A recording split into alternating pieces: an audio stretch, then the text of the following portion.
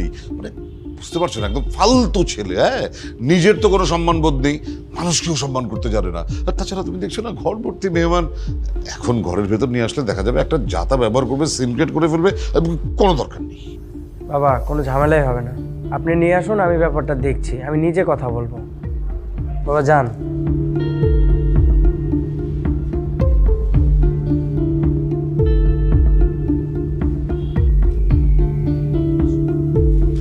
এই, তোর যার সাথে বিয়ে হচ্ছে তার কি মাথায় সমস্যা নাকি? কেন, কি হয়েছে? সে তোর বয়ফ্রেন্ডকে বাসার ভিতর ডেকেছে, তার সাথে নাকি বসে কথা বলবে। ঠিক আছে, আসতে দে। আচ্ছা কি হয়েছে বলুন তো, খুলে বলুন। ভাই আমি সাগরিককে অনেক ভালোবাসি, ওর জন্য আমি সব কিছু করতে পারি, সব কিছু। ভাই আমি কিন্তু সহজে কারো অনুরোধ করি না ভাই, আমি আপনার অনুরোধ করতেছি, আমার সাগরিকের আমার কাছে ফিরিয়ে দেন ভাই। তো আপনি বললেই হবে না।